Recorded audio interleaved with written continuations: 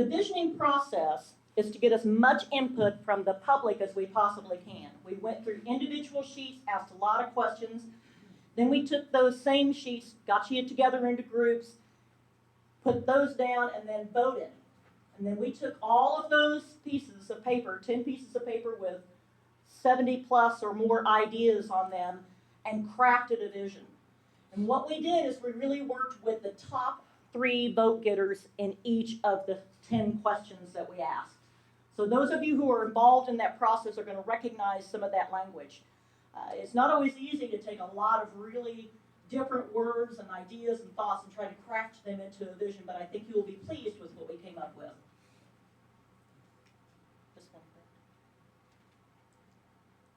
So I'm going to read this to you, and Mike Putman pointed this out. This is their 2020 vision, which for me means this was what you're going to accomplish by year 2020, but according to Mike, it's perfect vision. Thumbs up, Mike. So I thought that was pretty awesome. So downtown Jasper united forward-thinking leaders within both public and private entities. Using sound business and market strategies, they formed a realistic action plan resulting in downtown redevelopment and sustainable community growth. This has significantly impacted vacant downtown properties, motivating property owners to either sell or reinvest in a vibrant downtown. The nationwide growing interest in living downtown has been supported by the development of a market-rate loft apartments, as well as establishing additional upper-story offices for service-oriented businesses. Downtown Jasper has established an inviting cultural arts and entertainment center bustling with activity, anchored by the county courthouse, city hall, churches, as well as a good core of merchants and restaurants housed in renovated and well-maintained historic structures. Employee parking is well managed, leaving on-street parking near the retail stores and restaurants available to consumers. The downtown attracts local residents using city and county services, financial institutions, legal services, specialty retail clusters, and restaurants for daytime and evening activities such as festivals, First Fridays, art gallery, museum, welcome center, farmers market, and intellectual events like TED Talks, making downtown Jasper the place to be day or night. The greater Jasper community understands and supports the fact that a healthy, thriving downtown stimulates industrial growth and job development that benefits the entire community.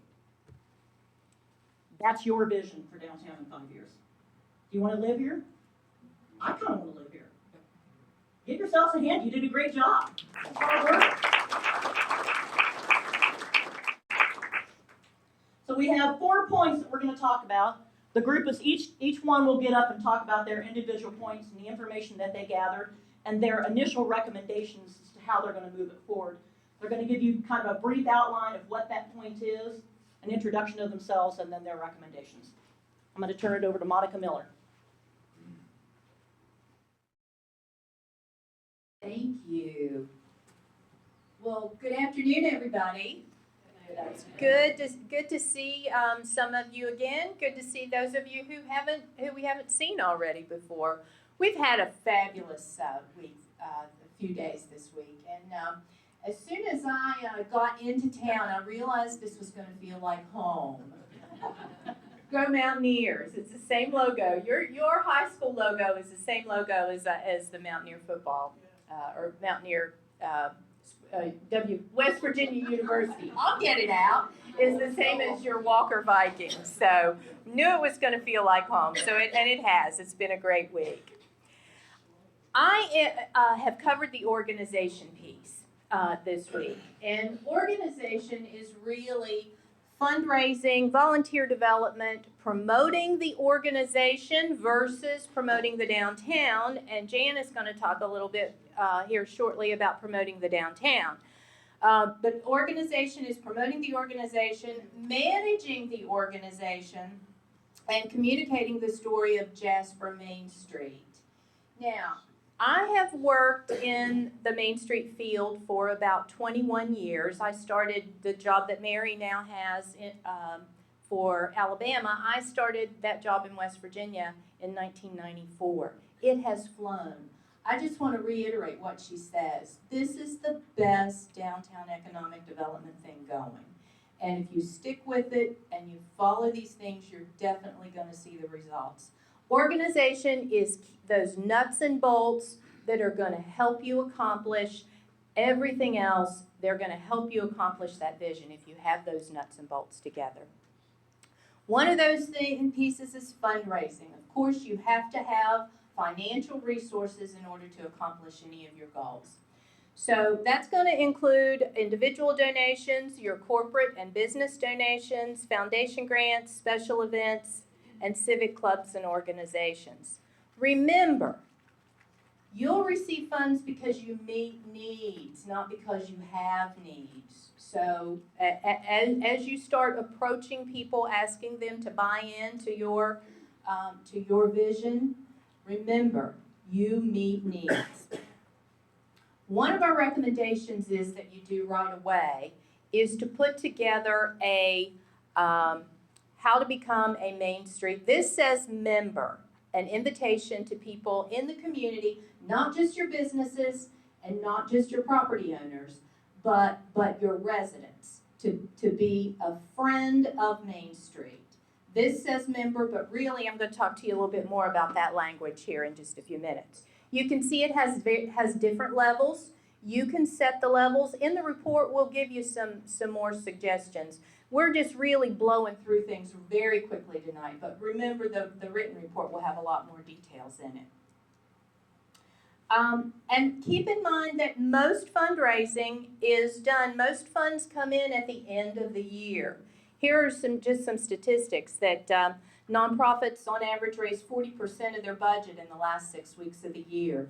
And my favorite, I'm not going to read all those to you, but my favorite is a third of December's donations happen on the 31st day of the month. So don't plan on taking off New Year's Eve. That New Year's Eve party, forget it. You need to be there collecting money. One of the things that we're recommending is that you develop some kind of signature fundraising event that you could build. Maybe it is to build on the Tallulah history or the Tallulah Festival. We're not saying that is definitely it. That is an option. But something that's uniquely Jasper. Volunteer development. You're going to need to get all of your committees up and running. You do have a fabulous economic restructuring committee in place already. Seriously, you all are doing some things very, very, very well for new communities. You really have blown us away this week. But keep in mind that people get involved when you ask them to get involved. And make sure that you orient them and so that they know what their job is when you ask them to get involved. The board is going to be tasked with managing the program and having policies and procedures in place. See, I get to talk about all the really boring stuff. They get all the fun stuff. I get to talk about policies and procedures and budgeting. But the board, we're recommending that the board serve as the organization committee. Maybe in some of the previous discussions you all have had, you might have thought that you would have to have 4 committees plus the board. But we're recommending that the board actually serve as the organization committee. And then underneath the board, you could have those subcommittees or task forces for fundraising, membership, what have you. But the board's responsibility is to supervise the staff and manage the program, and the public relations activities are really critical, especially for you all as a new program. Promoting the organization, because you all are fortunate. You have a lot of things going on in Jasper. You've got a lot of events, a lot of festivals, a lot of activities, a lot of charitable organizations. But people need to know what Main Street is doing so that your identity is out there and very clear. You're going to need to communicate that by newsletters, through social media, through your reinvestment statistics that you're going to start collecting.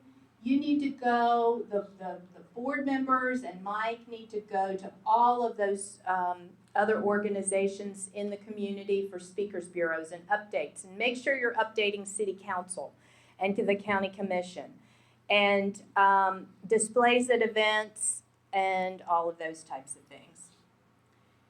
Organizations also, one of the next services that you're going to receive, and I think there's going to be some more discussion at the end kind of on next steps, but that is your work plan development. After you receive this report, Mary's going to come back in and provide services on helping you develop your work plan. It's the role of the board to oversee that process. And it's going to reinforce the accountability of your organization, and it's going to provide measurable objectives to keep you on track. And here's just a sample of a work plan form, just to give you an idea of what fun you have ahead of you. Another thing that is in the works is you all receiving, or Jasper Main Street receiving a 501c3 designation. With that 501c3 designation, there are certain things that you can and cannot do, and it's going to be really important just to give you some cautions on political involvement or advocacy. You can provide information, but you cannot get involved with advocacy or political involvement. We always recommend that Main Street organizations stay apolitical, and then the IRS sort of requires it. Which is more important. The brochure earlier showed a membership. The IRS is starting to get a little more picky now about Main Streets being member organizations, and they're recommending that Main Streets serve the broader community, so more of a friends of category rather than members. So they can be friends of Main Street, friends of downtown, whatever you want to call it, but don't necessarily call it a membership program. And then another caution with your C3 status is using terms like economic vitality or restructuring versus economic development. The term economic development is a big red flag to the IRS that you're not a charitable organization. So we don't want you to have problems with that. We've had a lot of discussion this week about leadership in the community. And just a few hints on effective leadership. Avoiding conflicts of interest. You evaluate your work. Leaders involve the community. You actively participate. You make informed decisions. You maintain open communication. You're going to solicit contributions. You're going to be raising money. And then you're going to be asked to contribute financially also. So just kind of a checklist in wrapping up the organization piece. You need that clear mission that is relevant to the community. Activities that follow that mission. You want to make sure those activities on your work plan are all going to meet that vision and your mission that you've put forth. You have a diverse revenue base and a strategic plan that you're following, and that you have skilled and dedicated volunteers and staff. And boy, do you ever have skilled staff. We have all been so impressed with Mike. So he is just super.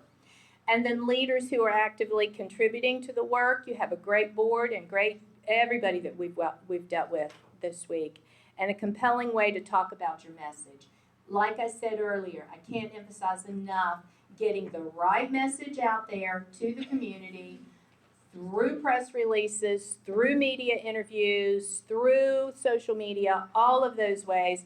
Because if people in the community don't know what Main Street Jasper is doing, they will make it up, trust me. I just want to say thank you very much for such a great week. Thanks for your hospitality. It's been great working with you, and if we can help you in any other way, please feel free to get in touch with us. And go Mountaineers.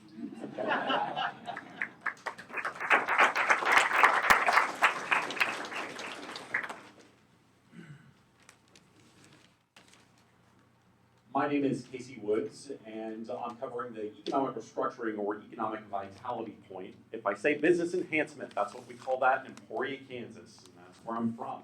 I've been the Main Street director there for 6.5 years, and I was a volunteer for 10 years before that. I also own a consulting and development firm called Placemakers, and they get involved with communities like this all over the place. And I love the economic restructuring or economic vitality point because who likes to make money?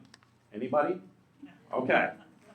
To do that, there are some steps that you need to take. And to have a successful community, you have to have steps in place and procedures in place in order to know where you are and know where you're going.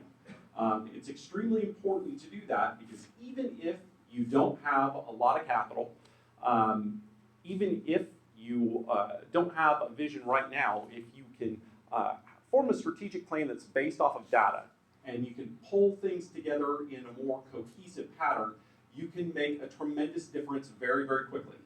And by that, I mean, in Emporia, Kansas, we've done $80 million worth of development in our downtown area in the last 24 years.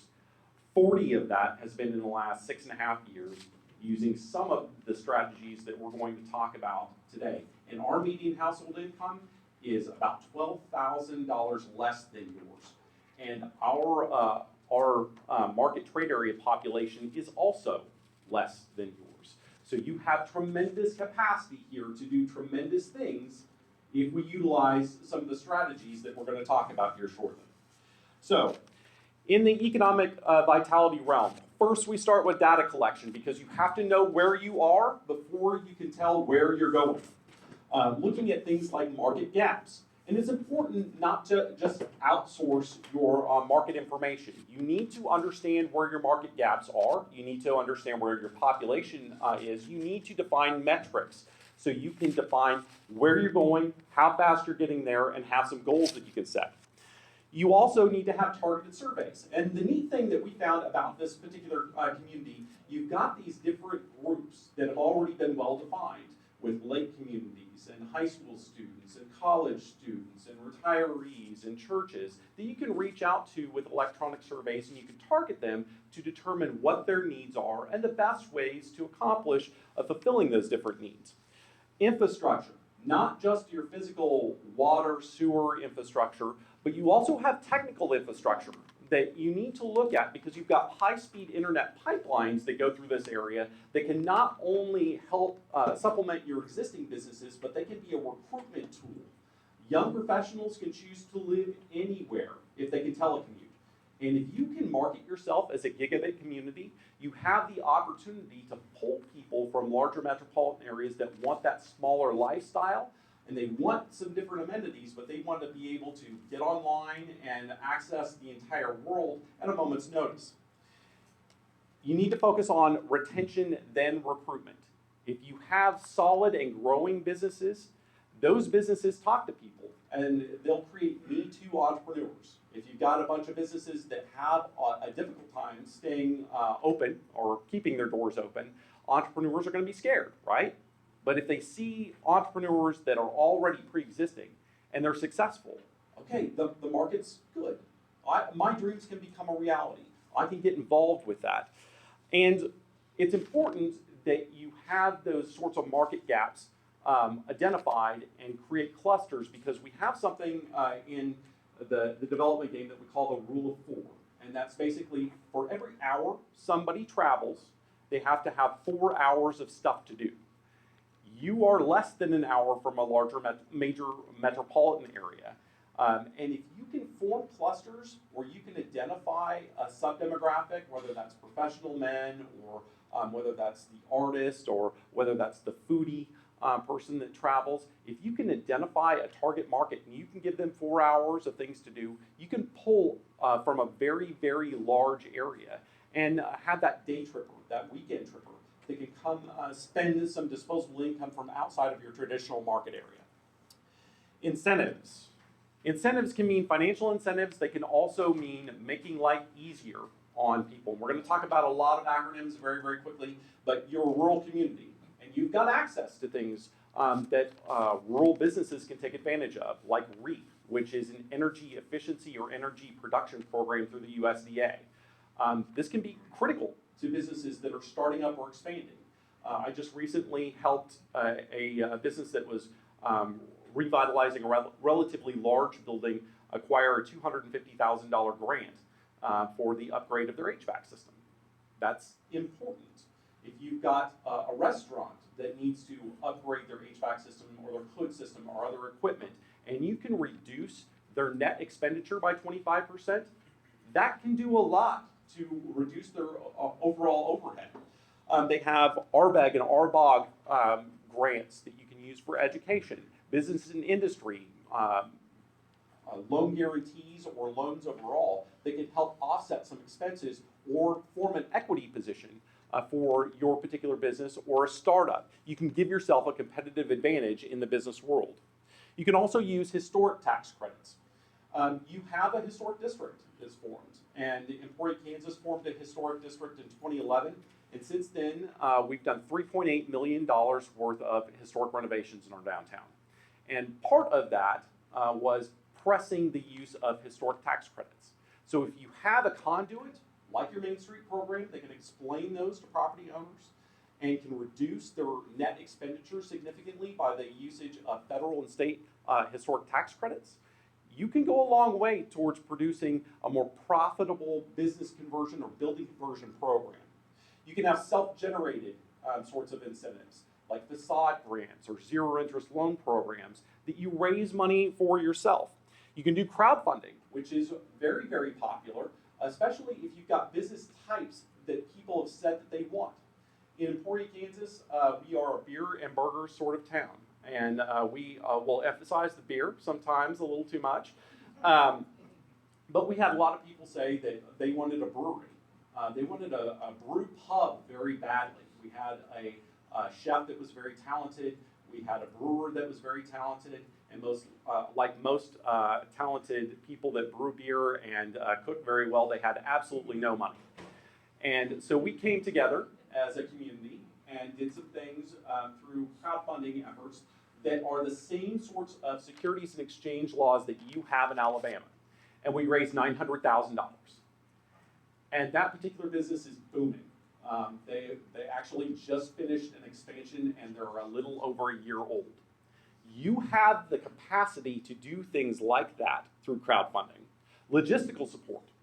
A lot of people don't consider that an incentive, but hand-holding people through the business startup process, through looking at different buildings, through identification of infrastructure, guiding them through some of the different incentives that are out there is critical to business success. It doesn't cost you anything, but a little bit of time, but it saves them a lot of time. And entrepreneurs are busy people. If they have to go to 5 different meetings to get a question answered, then they're going to get frustrated. If a developer has to go through 5 meetings to get a development question answered, they're going to leave because they can invest someplace else. Advocacy creation. Now, the old way of kind of doing economic development and community development was, this is my sandbox, come into my sandbox in my domain and talk to me. The new way of creating community advocacy is looking at everyone's network. Whose responsibility is it to develop your local economy in your community? Everybody raise your hand. It's all of yours, right? It's everyone's responsibility to do that. And we have a saying in Emporia that I will clean up significantly for this crowd. But it goes something like, you get the right to gripe if you take the responsibility to do something about it. And you can get people involved in economic development and in community development by letting them know that they have a responsibility to do something about that, but also providing them the tools that they need to do something about it. One of the things that we did that we have allowed people to rip off and duplicate, or R&D, all over the country, is something that's called a business investment guide. We identified and researched the 8 different points that a lot of businesses and developers were looking at in a community. And then we utilized our economic restructuring committee, our design committee, our promotions committee, and our organization committee to fill in the blanks for those 8 different points, and we created a spiral-bound guide. And we had the base guide that we have on our website at emporiamainstreet.com that you can check out, or we have the actual printed guide that we can customize for businesses that we're going after. It's extremely important to have that passive piece because this is the Google generation, right? Millennials don't necessarily want to talk to you face to face. I recognize now that 24% of driving age individuals from 16 to 21 don't have a driver's license because they don't want to. I couldn't wait to get a driver's license, and I couldn't wait to get a driver's license because I had to cruise to find my friends, right? You don't have to cruise anymore. You pull out your phone, and where are you? Okay, those same people don't have face-to-face conversations until they already know information. Their first stop is their computer, and on the computer, they're going to research your different community, and they want to look at some of the data that they can find, like business investment guides, and then they follow up with questions. Node development. It's extremely important to tell a simple story about your core, your downtown. And node development allows you to do that. In a node development scenario, you're not talking about your downtown overall, because the word downtown to certain people think of downtowns as fantastic entities. You've also been in dilapidated downtown. But if they can say, this is our arts and entertainment area, this is our service sector, this is restaurant row, people get those different equivalent nodes, and it allows you to recruit businesses to those areas.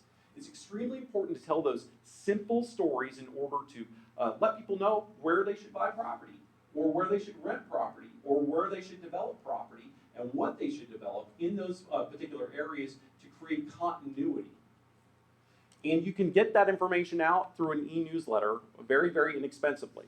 When I started 6.5 years ago as a Main Street director, I had 120 people on my constant contact email list. And I send out information like what we're talking about today in business tips on a consistent basis. Right before I came to Jasper, we had about 5,000 people on that same list. It's an extremely effective mechanism to get the word out, and you can replicate that through social media.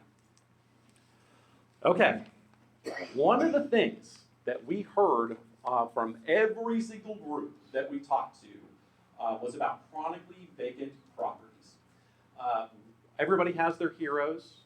Some are sports heroes, some are political heroes. One of my heroes is Donovan Rickma, who's a national economist or international economist. And yes, that makes me a huge nerd, and I'll own that. But Donovan Rickma did a study in Iowa, so another rural state, and he actually looked at the financial impact of chronically vacant buildings. And here was the breakdown. The average chronically vacant building that would have the capacity to have sales of about $250,000, so not a huge business per year, has about a $222,000 impact on your community, negative impact per year. Per year. And that's an impact on your banks, because they're not banking with banks, right? There's no business in there. They're not buying office supplies. They're not buying utilities. They're not shopping with other people. They're not creating jobs. Chronically vacant properties hurt. They hurt your community. They act as stop signs for pedestrians that are walking through. They create this illusion of dilapidation within an area, and they need to be fixed. And there's some different things that you can do to fix the chronically vacant property problem. One of the things that we will do, and that I'll include in my report, is an actual chronically vacant property ordinance. And it's an ordinance that I'm very familiar with because I helped write it. And so we use it in Emporia, Kansas. And it's something that has been highly effective getting people to consider their properties as profit producers. We've had some people that have sat on properties for years that have started to sell them. We had other people that sat on properties for years that started to recruit to them. We had other people that sat on properties for years and wouldn't give a rental rate or a sales price for those properties that have since done so. But you have effective mechanisms to do that. Consider your Main Street program and the constituent groups within the Main Street program as legislative educators. So they're people that can do research and speak on behalf of 40 different businesses and can encompass the power of those different businesses, but can do research on problems and solve those problems by working hand in hand with local legislative leaders. And real estate agents should love this because once you start properties turning over, they'll continue to do so, and they'll continue to be upgraded over time. Upper story housing. You have some beautiful upper stories. They overlook a picturesque square. It's fabulous. There were some that I was thinking, if I lived in this area, I would want to live in one of these upper stories. But beyond living there, just because they're an upper story, there's some really pervasive benefits to upper story development. There's a 40% rule that I cite, which is basically the average person will spend, if they live in a downtown area, 40% of their disposable income within that downtown area.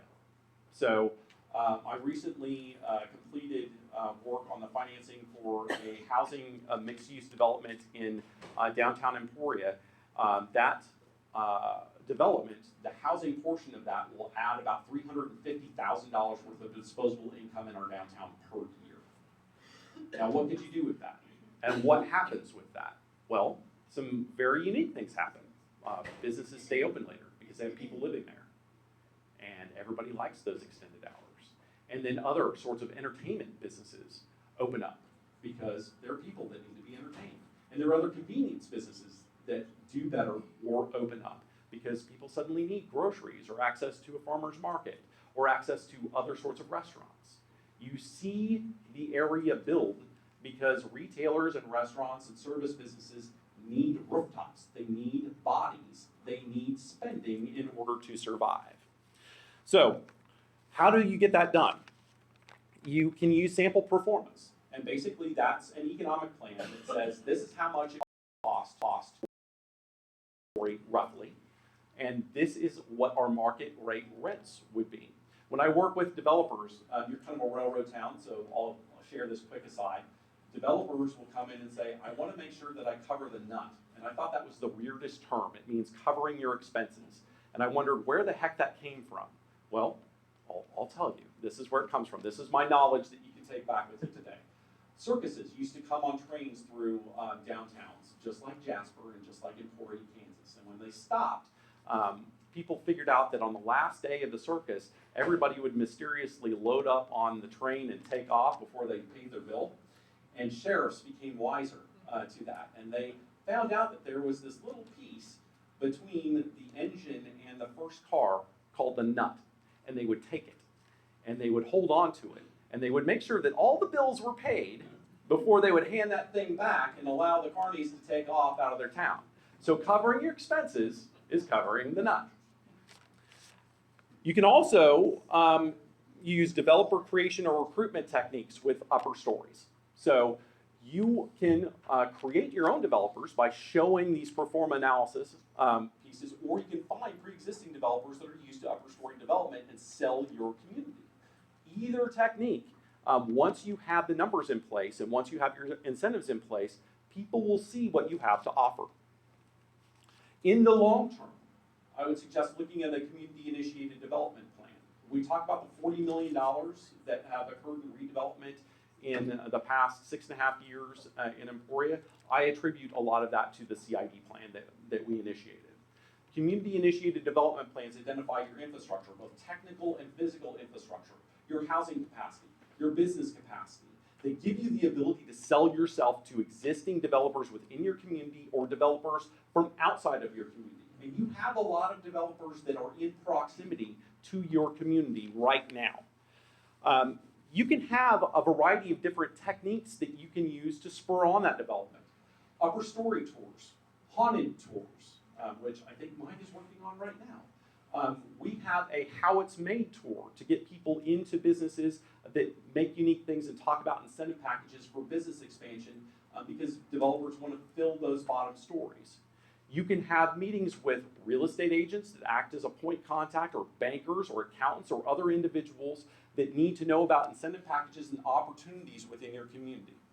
You need to attract quality development and quality businesses. And that's extremely important with these different development plans because all developers that come in here into your community that are worth anything want to make sure that their investment is protected. It's protected.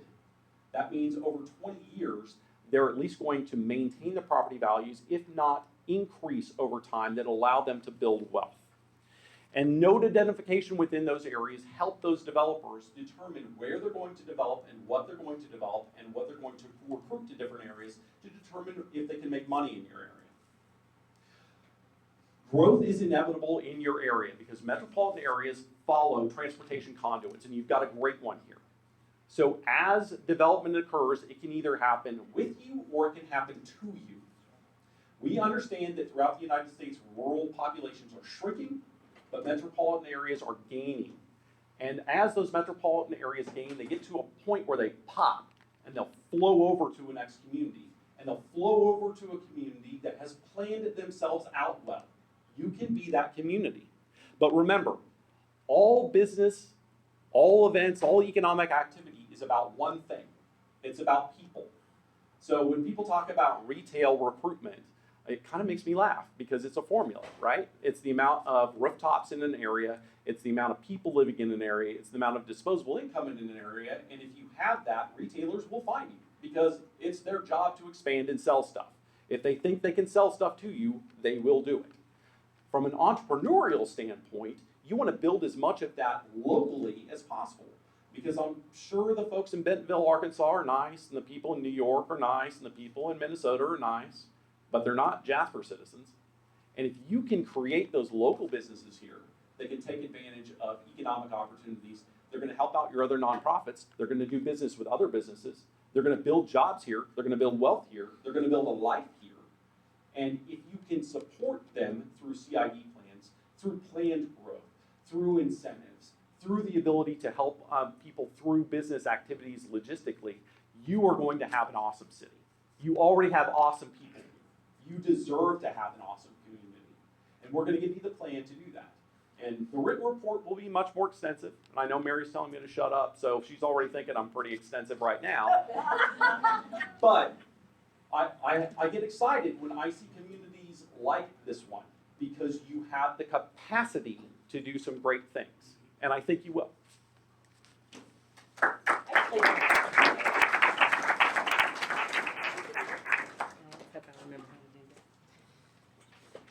Okay, I get to talk about the fun stuff. The promotions. I'm Jan Miller, and I'm with the Mississippi Main Street Association. I am a district director there. I have about 14 years experience in Main Street. And before that, I never even told this whole time, my background is retail. So I was a buyer for a department store for a really long time. So retail is really dear to my heart, and we'll talk about that in a minute. Okay, I'm gonna make sure I hit the right one, Randy.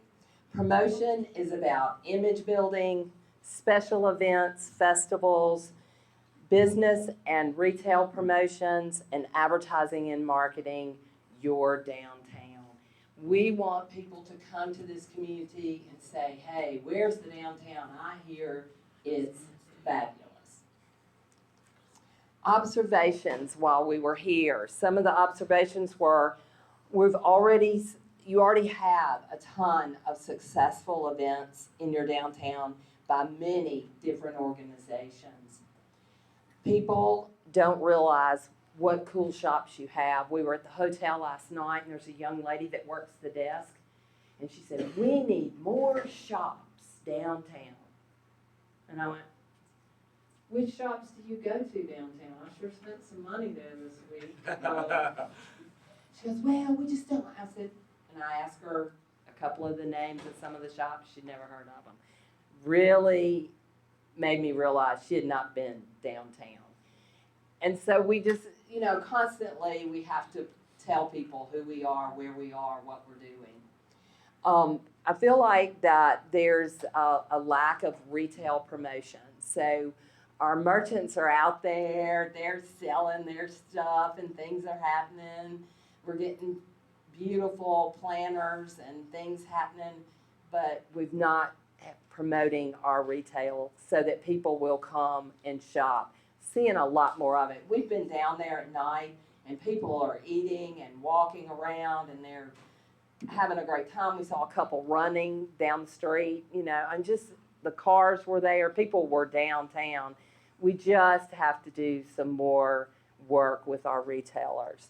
Also, in the future, we won't talk about this tonight, but we do need a marketing plan.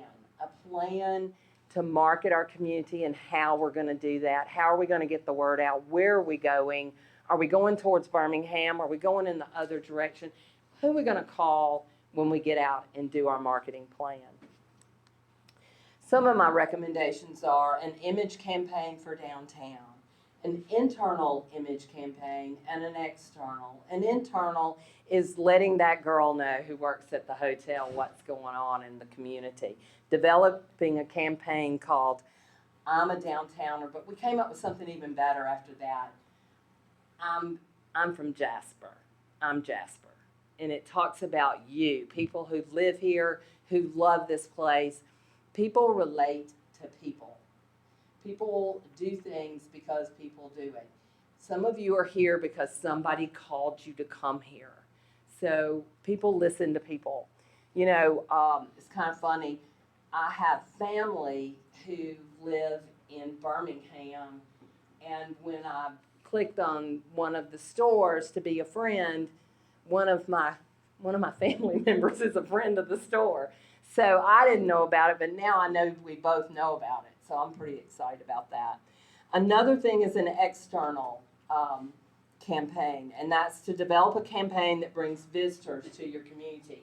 We cannot depend only what's inside. We have to depend on people who are coming from the outside to shop with us or to visit our downtown to eat with us. First thing I want to show you is I'm a Downtowner. This is Jonesboro, Arkansas. They're the Red Wolves, and this young man is really a person in there. And he tells why he loves his downtown, people relating to people. This is a young lady. She's a Downtowner, and she's in Jonesboro, Arkansas. This is if you go on Jonesboro, Arkansas's website, on their Facebook page, there are hundreds of these that they've done weekly that they keep continuing to put out, and it talks about why they love downtown. It has been hugely successful. Not 100 or 200 people are liking their pages. Thousands of people are looking at these pages and wanting to go down to Jonesboro. Now, we also have to do an external.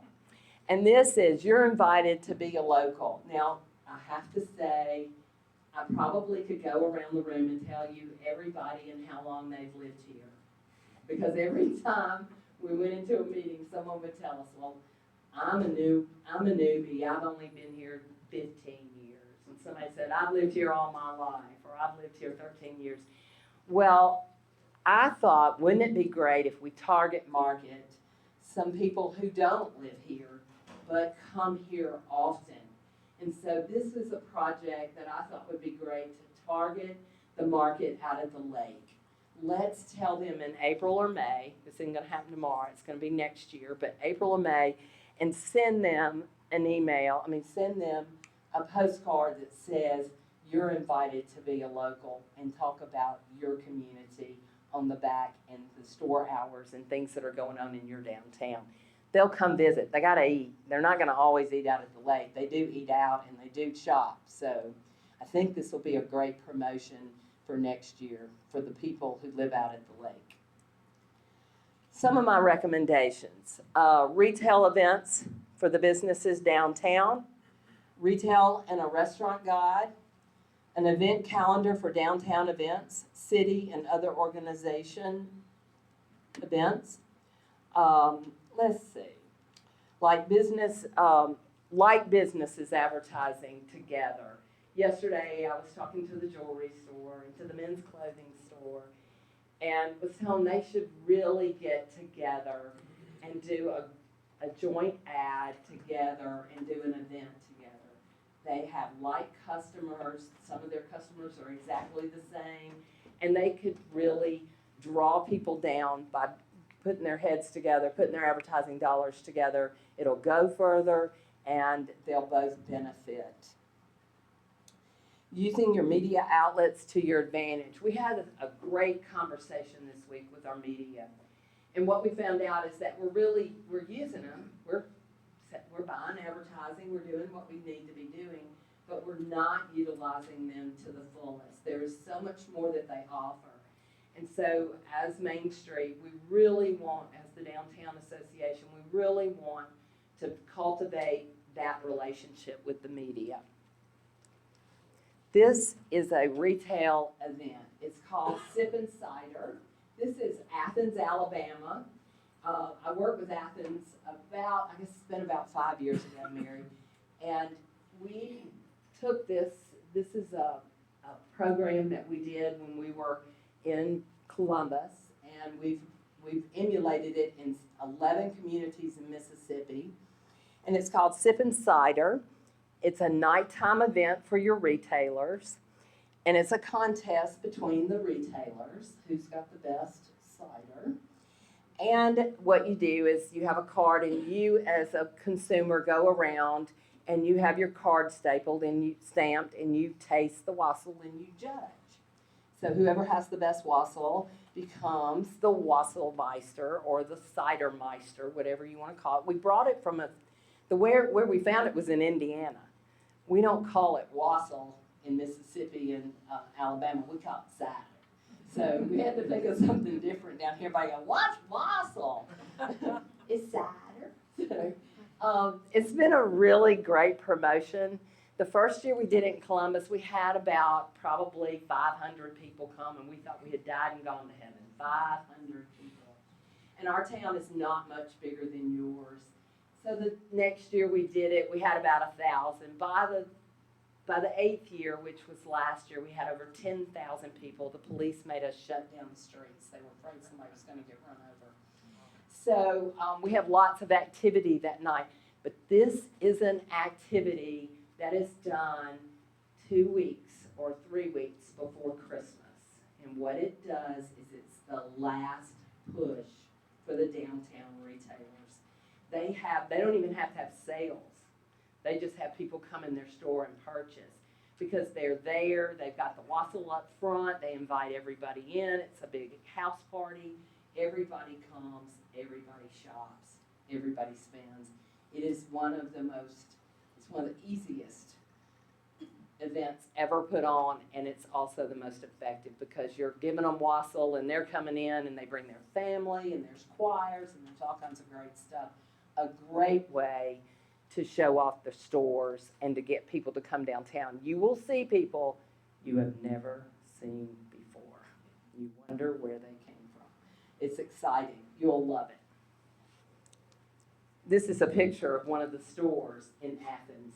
If you'll see, the guy's got a little cup. They have little tasting cups, and they're tasting the cider. But they're also looking around and shopping. And this is the infamous cider award that they win for the cider monster. So, you have to have a cool cup, to give and it goes every year to a different person. Now in Columbus, the last 2 years, the same people won. They had some up front that was regular wassail, and then they had the back room wassail. The lawyers always, are there any lawyers in this room? Are any of my lawyer buddies in here? Okay, the lawyers always have it in the back room. And then the last thing is, this is a brochure to show off your stores and your restaurants. And there's an insert that goes with this. This talks about Main Street. What is Main Street? Who is Main Street? Where are all the stores located? Why is revitalization important? Why is Main Street important?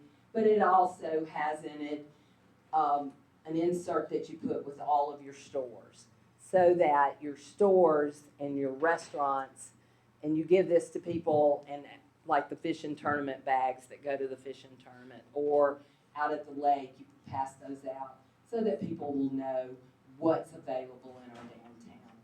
And those are just a few of the suggestions. One of the things that I'll do is I'll work closely with Mike and get some really strong promotions for him.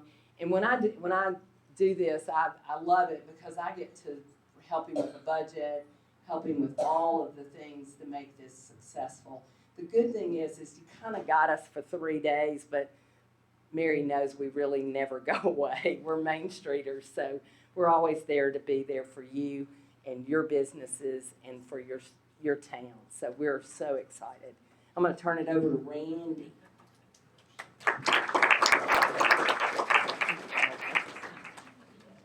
Good afternoon. I'm Randy Wilson with Community Design Solutions out of Columbia, South Carolina. I have the privilege of serving as the Main Street architect for the states of South Carolina in Mississippi.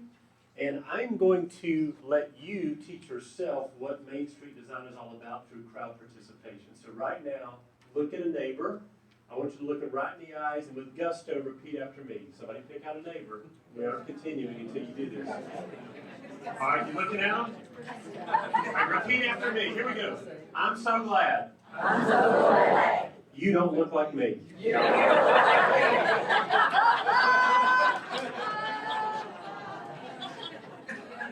That is the Main Street approach to design in a nutshell. I'm so glad that Jasper, Alabama doesn't look like any other place on the planet. And the Main Street approach to design is precisely that. It's taking the unique physical characteristics that you have and preserving them and enhancing them. Because, unlike any other place on the planet, Jasper has a unique characteristic, and we want to build on the best of it. By way of pop quiz, so you can see what makes you unique, can anybody tell me what's wrong with these photos? Oh, it's a pop quiz. There's nothing wrong with those pictures. They were taken very early in the morning before the people were out. No, look, I just want to remind you about the beauty of downtown Jasper. I mean, look at how much is going on in this block. Not only vibrant retail, but the color and the animation, the activation of the sidewalk through art and these beautiful flower baskets. You are blessed with a unique structural device and an ordering device in your downtown that your courthouse square town, their precious few. Namely, typically only one per county, all right? You know, people want this, not always. There are some places that have more than one, believe it or not. You know, it's just a vibrant city hall, great leadership, and again, just great installations of public art and flowers that enhance the quality of life. And so today, based on the observations I've made and input from you, I'm going to summarize the key design-related initiatives and recommendations into 3 categories. The first is navigation. You need to take control of narrating the visitor experience to and through your community. Second is design and planning. How can we use basic design and planning tools to enhance your quality of life? Because at the end of the day, this is the place you call home. Therefore, we want to make it the best possible home. And finally, vision. What can we do? What plans and other things can we put in place to make sure that everything we do from this point forward is moving us in the same purposeful direction? So we're going to start with navigation. Here's the only thing I want you to remember. If you don't remember anything else about this section, remember this. You only get one chance to make a first impression. You only get one chance to make a first impression. So make a darn good one. There are many different ways. This is roughly kind of the downtown core. Obviously, it continues off the map. But you can see from this map alone, there are many different ways to get into downtown Jasper. Of course, you have 78. Here now you're blessed with the I-22 corridor. You have 3 exits. That's amazing for a town of this size to have 3 interstate exits leading to your downtown. I would humbly encourage you to control the traveler experience. You get to tell them how we want them to enter into our downtown and take, by the way, industrial recruiters do this all the time. They know the best possible way to navigate people through your community. I would humbly suggest that you really emphasize exit 63. That is not to the detriment of 61 or 65. They're perfectly good and they have purposes in your community. If it's an industrial recruit, 61. But 63, this avenue of 269 up here is through this beautifully wooded area. And one of my favorite things is when you get to the point of decision about where to turn, you hit Posey's. It's really great little store. But I wanted to first just show you. So this is coming off the interstate as if I was coming from Tupelo into downtown Jasper. And this is what you see at the top of the hill. And you're blessed, again, because you get this great embankment already with a backdrop of trees that I would humbly suggest you should put a significant gateway sign treatment that greets people to Jasper. Don't worry about where the city limits are. You just need to say welcome to Jasper at every place where people feel like they've arrived, or you want to encourage them to continue on their journey into the downtown, just for fun and giggles before and after. Hopefully you like after better. I just picked up, in terms of the stone and materials, I saw a lot of light-colored stone, especially like at the Bevel Industrial Park. Given the fact that you've got Smith Lake, I thought introducing some water into the gateway feature made some sense. Later, of course, you can figure out what you want to say, your tagline or whatever, but for now, just an indication of the importance of a gateway arrival treatment. Number 2, But don't stop there. It's not, think about this like inviting people to your house. You send out a party invitation, but that's not enough. You also have to clean up the walkway leading to your front door and the front door and the living room. So when you get here to Posey's, again, a great little navigational tool that directs you towards the downtown. First of all, appeal to AlDOT and see if you can't take this, collection of signs and unify them onto one sign panel, okay? Number two, this would be a location where you need to put what we call in wayfinding terminology, a trailblazer, where you say, turn here to get to our historic downtown. Speaking of wayfinding signage, I would encourage you to do an overall wayfinding system over time. These are the things that are navigational tools to help the traveler not only get to you clearly, but also to find your key assets throughout the community. What's beautiful about this is when I'm here, I'm recognizing, wow, not only do they have this courthouse, but I just found out they have a farmer's market. And they've got this university, and they've got this, and they've got that. It's a really wonderful tool to not only make the town look consistent and provide navigational help, but it also foreshadows a whole lot of other activities that you can enjoy. Speaking of things to foreshadow, guess what? One of the things that we heard to complain about, parking. I would humbly submit two things to you, first of all. I think in terms of signage, you have a parking awareness issue more than you have a parking management issue. And if you can just simply make people aware of where your parking assets are, that's half the battle. In a town that I work in South Carolina, they just have this one simple sign. Because again, you may direct them to a lot, but you need to be very clear. Can I park here? How long? And is it free or is it a fine? The last thing what people want to know is that insecurity of leaving their car behind. Is it going to be here when I'm going to get back, or am I going to get fined? So make it very clear for the traveler. While we're on the topic of parking, the only last thing I'll say is, the other thing I think is you have a convenience issue, not a capacity issue. Okay, you have a convenience issue and not a capacity issue. 5 years from now, I don't think you'll have either. Okay? What I mean by convenience is if downtown is currently a singular destination-based place, then if you can't park directly in front of the one thing that you're going downtown for, you're going to get frustrated. But in the future, when we recruit all these quality businesses and activities, you aren't going to care where you park downtown, because even if you're going to the jewelry store or 319 or wherever, you're going to walk past all these other amazing activities and browse, and so it doesn't matter where you park. And people who get frustrated, remind them when they go to Walmart and park in the back and walk to the back of Walmart, they walk 3 city blocks, okay? Okay. You're supposed to say amen to that. Amen. Okay. All right, number 2, design and planning. This is where we enhance your quality of life. Here's the one thing I want you to remember here if you remember nothing else. I want you to begin to think of downtown as Jasper's commercial neighborhood. Downtown should be Jasper's commercial neighborhood. How many of you live in a neighborhood? Everybody. And when you live in a neighborhood, it implies a sense of identity and a standard of care. When you go home, I guarantee you it matters to you how your lawn looks. It matters to you how your house looks. It probably matters to you how your neighbor's lawn looks and your neighbor's yard looks. But there's a standard of care when it comes to our neighborhoods, because these are not our houses, these are our homes. And so when it comes to neighborhoods, we don't think about them in terms of livable. I mean, who cares about livable? Yeah, I want to have water and sewer and light and power. When it comes to my neighborhood, though, I want it to be lovable. And so that's the way I want you to begin thinking about downtown. People get, you heard the phrase, squeaky wheel gets the grease? You ask these elected officials, what gets their attention is when people come and talk about their neighborhoods. Let's start talking about downtown as if it was everybody's commercial neighborhood, because that implies a standard of care that sometimes we don't apply to our downtown. Here's a couple of things that I would encourage you to address. The first is streetscape. We've got these trees. Now, this tree has a very sophisticated Latin name, but the English name is the Don King tree. That's funny. You're supposed to be laughing at that. Okay, all right. Yeah. All right, now I'm just picking. Now, as a matter of fact, I want to make sure I'm serious for a moment to make sure no one thinks I'm joking or picking on you, because this is a better tree than no tree.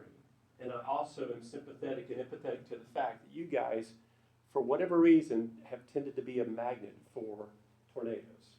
And so a lot of your trees have been wiped out through no fault of your own. But in the future, as you replant trees, I would strongly encourage you to not go with ornamental trees, but to plant larger shade trees. Even if you have to bump out and even absorb a parking place, it is worth it in the long run. Because here's a couple of illustrations. Well, let's just imagine, I know for the moment the current Woolworth building is not occupied, but imagine if it was. You couldn't even see into the windows to see what merchandise might be offered there. Because trees are sort of, there's kind of a backwards logic. Our gut says we want a small tree so it doesn't block the view into our building, but it's just the opposite when it comes to trees. When it's a big tree, the canopy gets higher than the signs and the storefronts, and then people can sit in. Here's just an example from Greenville, South Carolina, where I'm from. You know, look how tall this tree is. Two benefits happen from large trees. A, you get shade. Amen. Y'all are so smart. I hear them talking to me here on the front row. Number two, because the canopy is so much higher on a tall tree, the view into the storefronts and the signs are open and unobscured. Here's the third advantage, if I can remember it. Oh, what was the third advantage? Oh, I just remembered it. It can cover up a whole lot of architectural sin. Okay? Yeah. Because downtown Greenville's architecture is mediocre at best, but no one cares because you enjoy this fabulous green space and streetscape. And so it can cover up a whole lot of architectural sins. So we've talked about it, but now let's give you a visual for here in downtown Jasper. Does everybody know where we are in this photograph? Yeah. Now when I took this photograph, it was Tuesday morning. It was about 172 degrees with 300% humidity. I was sweating bullets, and doesn't it even look hot, even in the photograph? Yes. So forget ornamentation and look. Just compare this. See if your body temperature just doesn't lower in this next view. Don't you feel better already? Now I understand it's going to take a few years, but to me that is a far more inviting situation. Oh wow, we got some backwards oohs. Okay, but again, pay attention right down here to the Woolworth building, and where the canopies are currently versus where they would be in the future. And again, now you actually have views into the storefronts and into the signs themselves. So it's going to take time. Obviously, some of the other things, banners and wayfinding signage, completely arbitrary at this point. I'm just dropping in there to show you these tools that you can place in your downtown to just give a sense of vitality and liveliness in the downtown. I don't like that four-way stop sign in the middle of the street. I mean, It's not bad. Well, it's an old town, and you gotta move. Sure. Yes, ma'am.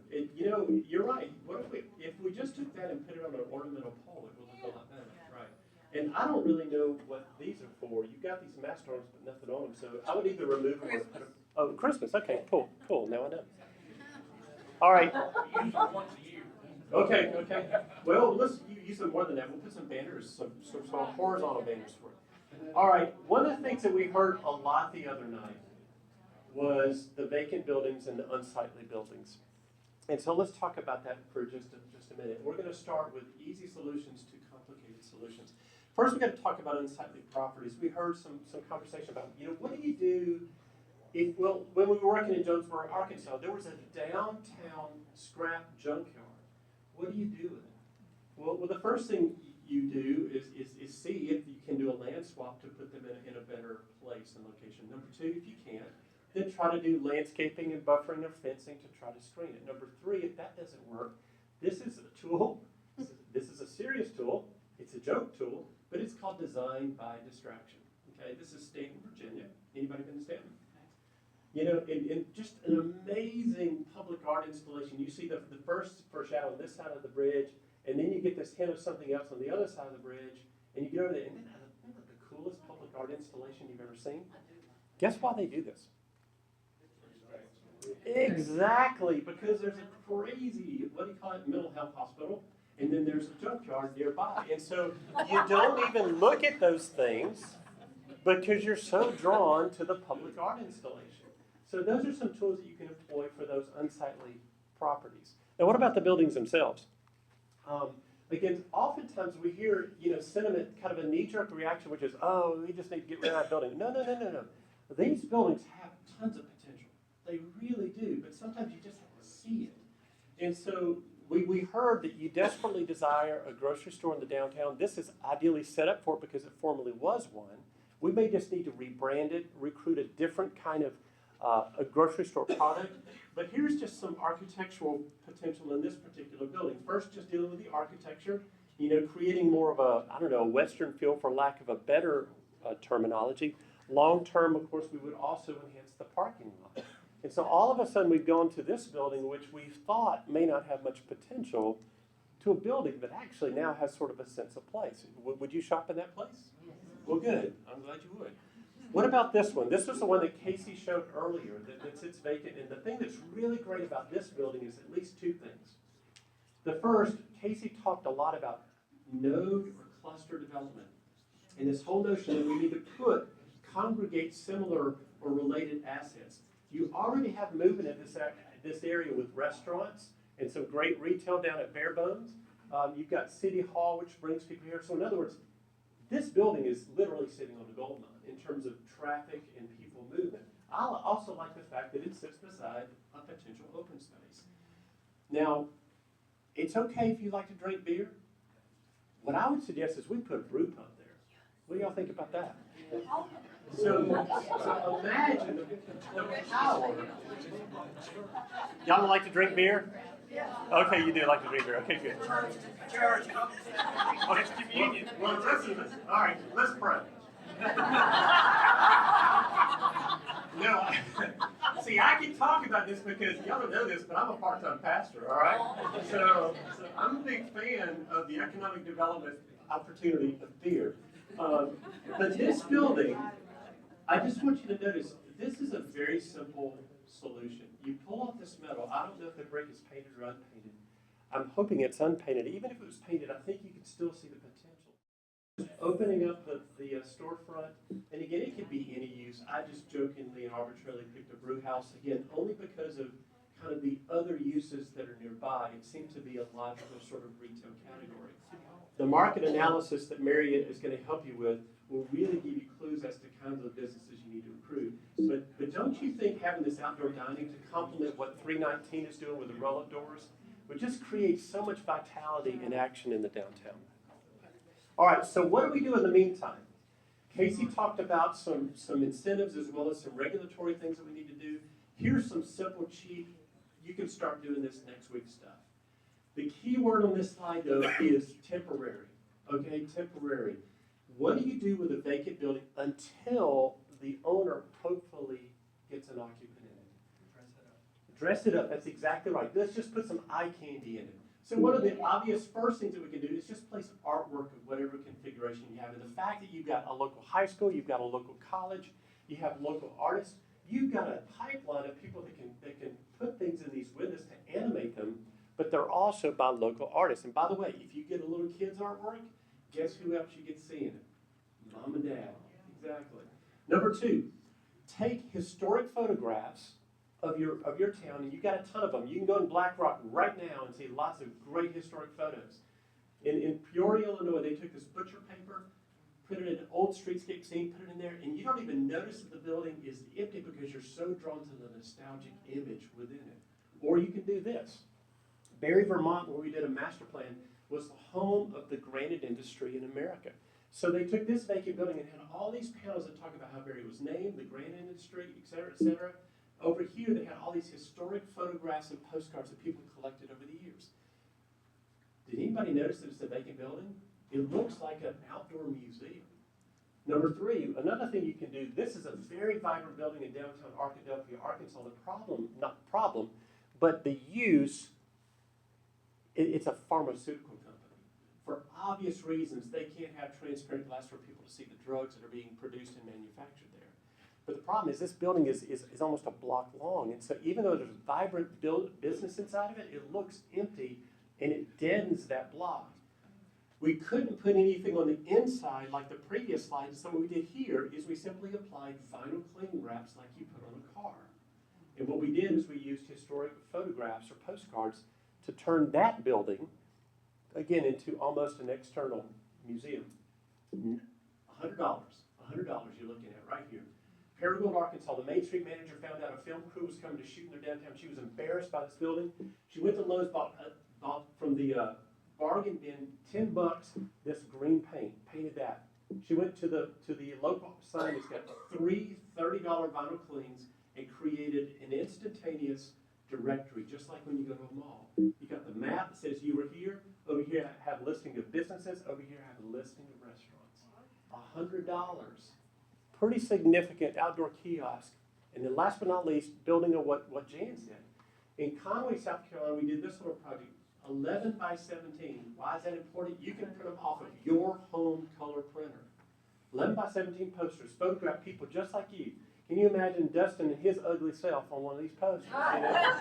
Or Brent with a little statement about why they call Jasper home or why they love home. And so what is really cool about this is not only do you not notice the building is vacant, you build community pride. Because people are going from place to place. What do I want to read about David? Or what do I want to read about Brent? What do I read about Debbie?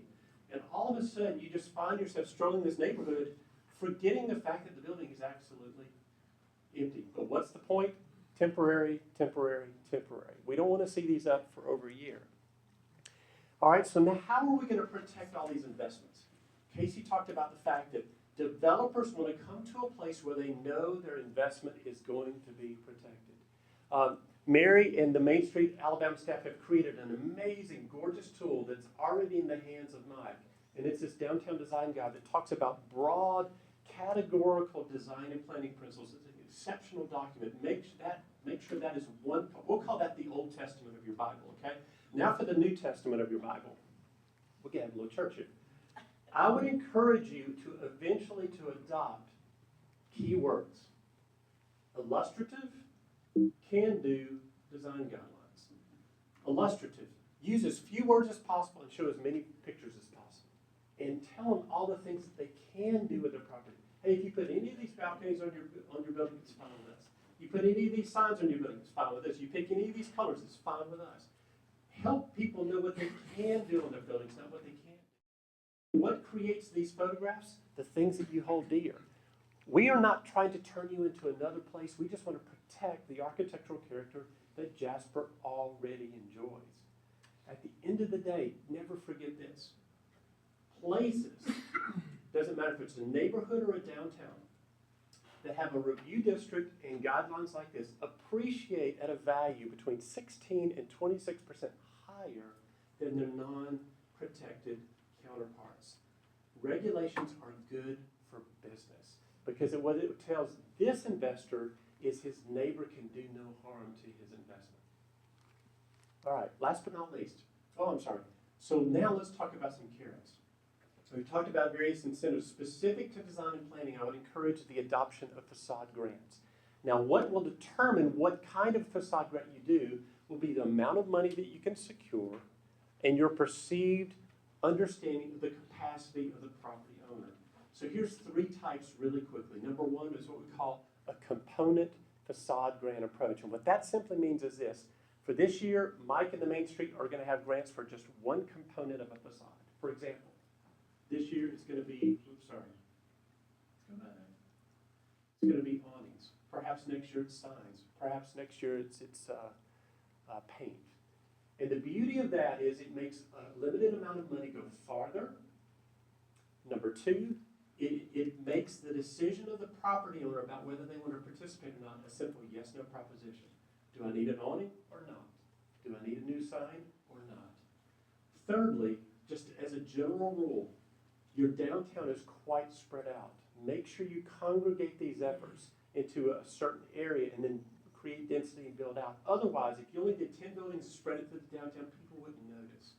But if you did it all in one concentrated area, people would pay attention. So you can do awnings. You can do slipcover removal. Well, we just saw the Methodist building that needs to remove that slipcover exposed. This was one that I did in Conway. This was the rendering. I said, I think it'll look like this. It actually looked even better when the slipcover came out. The city was really smart. And they said, let's do a one-time slipcover removal grant up to $1,000 a piece. So these 5 buildings removed their slipcovers, and it went from that to this in a short amount of time. A dramatic difference. I thought $5,000 really, really well spent and invested by the city. Rears of buildings, because you're a courthouse square, logically you cannot access the square without looking at the backs of the buildings that front the square. So it might be that one year you feature grants specifically for the rears of the buildings. Another one, especially if you want to stimulate upper floor housing, one of the key impediments to upper floor housing, and I hope Keith would back me up on this, is sprinklers. They're a very expensive proposition. And so oftentimes the cities can get brick and mortar grants, but they can't give it to a private individual. So in Valley Junction, Iowa, what they did is when they were doing a streetscape and a sidewalk enhancement project, they secured a grant to run a sprinkler tap main. And so all of the buildings, all they had to do was tap into it. And it cut the cost of running sprinklers, especially if you were mid-block, in half. And therefore you stimulated upper floor housing. Then of course, the second kind of grant is what we call the overall facade grant. It's what you're most familiar with. It's sort of a matching grant. We'll give you up to this amount of money if you do the entire building. This is before and after from Pascagoula, Mississippi. And then the final one is if you get a huge chunk of change. And these facade master plans are often funded by significant donations, CDBG, USDA, things of this nature. What is distinct and different about the facade master plan is that in exchange for an easement, in other words, the property owner gives the local municipality or the local nonprofit an easement to the facade of their building for a prescribed amount of time. And because of that real estate transaction, then the public entity can enhance the facade that they temporarily own. And so the beauty of this approach is this. Not every property owner doesn't have to hire their own architect, have to hire their own contractor. The local government hires all of those things. And so you get a single source of design, you get a single source of administration, you get a single source of construction, and the contractor gets bargain buying power. Instead of 20 property owners in downtown Jasper having to hire their own architects and buy their own doors and their own paint, one contractor buys it all at a discount. And the most impactful thing about the facade grant process is numbers. This previous one is Whitmire. They did 20 or 22 facades in 5 months. Here in Union, we did 80 facades in 18 months. Can you imagine the power of 80 facades being redone in Jasper County in 18 months? It is an overnight facelift and transformation. Here's the one caution I give you, and Casey will pay me after this. Never do this without a sound market study and retail retention and recruitment policy. The last thing you want to do is slap, this is a good southern phrase for you, you don't want to slap lipstick on a pig, okay? It doesn't do anybody any good to have a beautiful building that sits vacant. We need to put vibrant, sustainable businesses in all of those enhanced buildings. Last but not least, this is the third thing. And it's this whole notion of creating a vision that provides purposeful direction for all of your efforts in the future. Here's the quote I want you to remember now. Debbie, we're about to be in church. Proverbs 29:18, if you know it, it says, without vision the people perish. Exactly. Now the current, kind of an updated translation says, without vision the people are unrestrained. Okay? And the imagery, I like to use the image of a river. The Mississippi River, the Black River, whichever, pick your favorite river. As long as that river is bounded, quote unquote, restrained by banks, it is a powerful force for good. You can do transportation, you can do goods and services, you can do all this stuff, but what happens when those banks go away? When a river is unrestrained, it is not a good thing. It's called a flood. So the implication here is this. Without a vision, a lot of people are going to be doing a lot of good things, but they may be going in different directions. And what a vision does is it restrains your options and makes sure that everybody's going in the same purposeful direction. Here's point 2 that you need to remember. Thomas Edison, greatest inventor in American history. This is what he said about vision. A vision without a plan is a hallucination. A vision without a plan is a hallucination. If I had $1 for every time in the last 3 days we heard, well, in my mind, we ought to, or I think we ought to, everybody knows, or, whoa, whoa, whoa, whoa, whoa, whoa, whoa. I can't see what's in your mind, which oftentimes, by the way, is a good thing, okay? But people, and especially developers and investors, they need to see what you intend for this community to be when it grows up. And I think you as citizens want to know.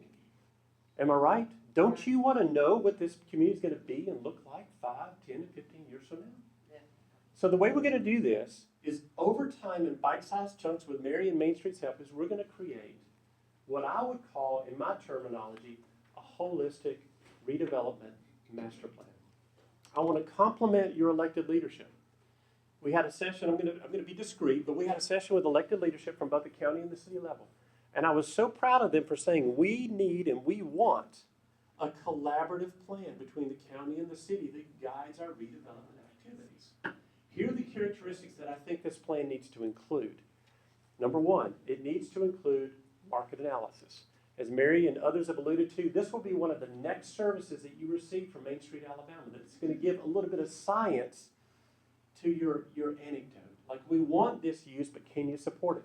And so you'll do a zip code analysis that lets you know where people are from. That will give you a geography, and the importance of the geography is it identifies your primary and secondary trade area, and using services like Casey referred to, Esri or Claritas, then you can get lots of information about the people who live in these areas.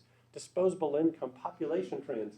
It tells spending habits, where are you gaining and where are you leaking? But this is of no value without this. Numbers are important, but it's really helpful to know where are you leaking retail? Where are you gaining? So that we have some informed information about what we need to recruit. All of those mind-numbing numbers that make a creative like me cringe and breaking hives, we boil it down to simple things like this. This is what you need to recruit. In this case, you need to recruit a sporting goods store, or you need to recruit a grocery store, or you need to recruit a restaurant. We'll break it down that simply so that you aren't just haphazardly recruiting without any direction. Because here's one of the key things. If a certain kind of business comes here, opens and closes, another one comes, opens and closes, all of a sudden you get a reputation as being bad for business. It may not have been your fault. They may have opened the wrong type of business in the wrong location. So it helps to have this objective data to guide your retail retention and recruitment tools. The next service that they'll come over, perhaps a year or so after that would be branding and marketing. Where we have logos for the downtown and for the Main Street program and for, other partners like Chamber. And what this does is it just lends a consistency to everything that we see is professional. Casey talked a lot this week about we need to turn the culture of Jasper to a culture of do. Let's stop talking about stuff and let's start doing stuff. And that was the culture of the Community Pride campaign in this one. Yeah, we dream, but we also do. Of course, develop brochures. Jan and them have talked about this. Brand extensions, so your festivals and your promotional events, make sure they all have a consistent look. Your swag, what I call this, your farmer's market or your banners. All of these things send out a clear and discernible message to the traveler. This place has its act together.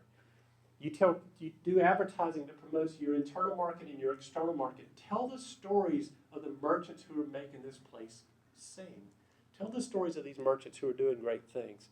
And then finally, now we'll do the boring stuff that I get paid to do, which is the whole planning side. And this is normally where we start with the planning process. But this plan needs to happen in the county and in the city and with all of you. In my estimation, everybody gets to play. Okay, my philosophy and my team and my firm's attitude about community planning is everybody gets to play. I don't care where you live. I don't care the color of your skin. I don't care your age. I don't care how much money you make. Everybody gets to play. And so everybody I have a voice into the future of this plan. But don't stop with just plans. I'm married so far over my head it ain't funny, just like Dustin. Can I get he married so far over his head it ain't funny. But here's the deal. My wife is a brilliant doctor, and when I come home with these beautiful plants, you know what she says? What are those green things? I'm like, are you serious? Those are trees. Well, what are those red squares? Those aren't red squares. Those are new infill development buildings. Guess what? If my wife doesn't understand what a plant is, I bet somebody in this room doesn't either. And so instead of showing this little painted square, let's show them what it means in real life. Let's show them a picture. And so that's what it is in real life, and this is what we want it to be. We're going to go back to that same one, and here is that infill building. In other words, a new building in an existing context. It sits empty right now, but this is what the power would be if it was redeveloped. Show people a picture. Aristotle said the soul never dreams without a picture in mind. The soul never dreams without a picture in mind. So show them a picture. Show them this. Show them what looks like. I mean, doesn't that look terrible? This was in Chester, South Carolina. It was a textile mill. I don't know about you guys, but we got decimated with the textile industry. And we had all of these things. They were about to tear down the smokestack till we begged and pleaded them, let us keep it. And it became the signature piece for a ballpark. Now this is my son, who is now a sophomore in college. That's how long ago this was. And where does he go to school? Mississippi State. Some other tools, I mean, aerial photographs are good, but again, my wife would not understand what that is, and so by using three-dimensional modeling, you can zoom in and see this farmer's market and splash pad, and again, this is in Chester as well. My whole point in all this is just put your design recommendations in a medium where everybody can understand them, okay? Humble yourself and speak the language of the people. When you're done, then let's position you for redevelopment. For every one of these properties that are available, let's draw up a plan, and when the investor comes to town, we pull this one out. Hey, you need 4,000 square feet in high tech, what about this one? You need 8,000, what about this one?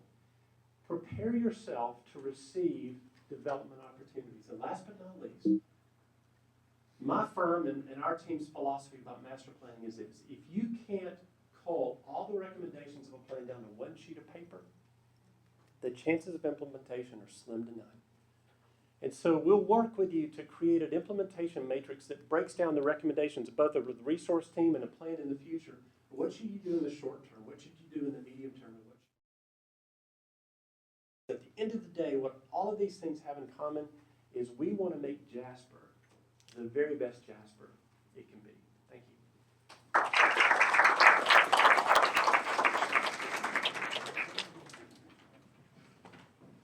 Can I choose a team or can I choose a team? Give them a hand, they're awesome. So you want to know what's happening next. There are some things that we're going to be looking at. The strategic planning guide that's going to be developed by this team. So what you saw tonight was just the tip of the iceberg. We're going to be coming back. We'll include recommendations in each of those 4 points. You'll have a written guide that will also be available electronically. Then I'm going to come back in and work with the board, the committees, any interested individuals and say, okay, what do we need to do in year 1 to get us to this 5-year vision? Because nothing frustrates me more than a plan that gets put on a shelf and doesn't get implemented. I'm all about implementation. So if you're not going to do it, you got the wrong girl helping you. We're going to get some stuff done. So we're going to assist you with your general design guidelines.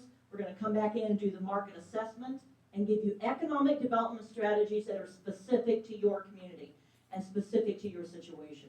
We're not going to give you this big, broad market assessment that says you have millions of dollars of leakage in an area and you go, well, that means we can have 8 of this when you're 45 minutes from Birmingham. Let's be real about what you can truly pull and be expected to be successful with here in Jasper. We're going to give you an annual assessment of your program, including monthly reporting. So it's all nice and good to have some great pictures and some feel-good events, but how many jobs are we creating? How many new businesses are opening? How many buildings are being pulled? What's the private investment and what's the public investment happening in your downtown? We're continuing to provide you guys with training. The next step we have coming up will be our conference, and I'll talk about that here in just a little bit. But for everybody in this room in Jasper, if you want to come to our training, the different things that we have going on, it's $25 a person. It's pretty cheap. We have 2 webinars a year that are free that you can sit at your computer.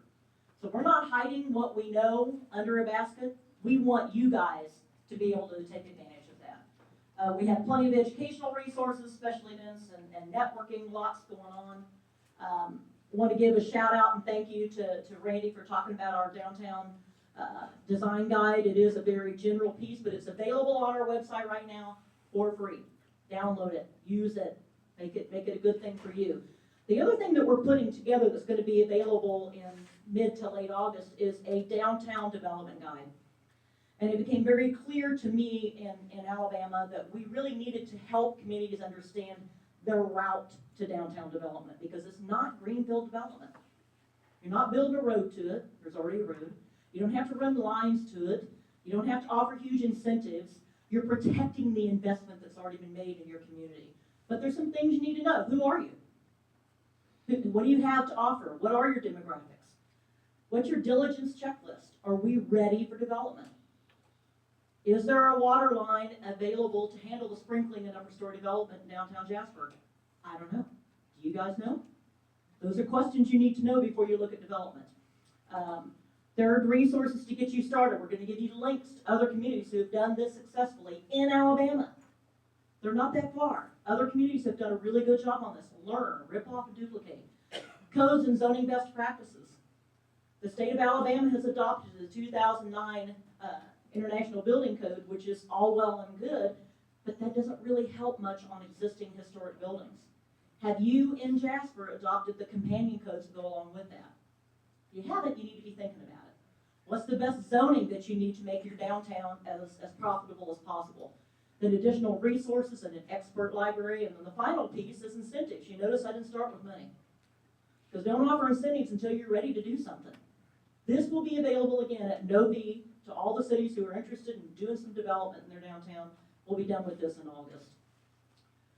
The next thing we have coming up is our Alabama Downtown Laboratory. It's August 25th and 26th. It's in Montgomery. Our focus this year is on promotion and innovation on Main Street. So you can look that up. We have lots of good things going on, and then we have our Awards of Excellence luncheon for communities who are doing a really great job. Again, it's an opportunity to write down and say, oh, Athens is doing this and that's cool, we could use that here. Or Gaston is doing this and that could be really cool. Or Dothan is doing this and that could be really cool. For you guys, we're going to have a proclamation from the governor recognizing you as one of our 3 new communities. This is an honor that people compete to have. It's a big deal that you were chosen. It's a big deal to me. I hope it's a big deal to you that you were chosen. So we're wanting as many of you to come to that luncheon and accept that award on behalf of the community because the governor thinks it's a big deal as well. So that's what we've had going on. Thank you so much for your time and interest, for everybody who's been involved with what we've been doing this last week. A fabulous board, great city and county participation, great support from the economic development agencies here, and Magic Mike, where are you? You thought I forgot, didn't you? That's Jed, didn't So thank you guys very much. We can stand for a few questions. If the rest of the group will come up here, if you have questions for us, we'd love to give you a few minutes of question time, but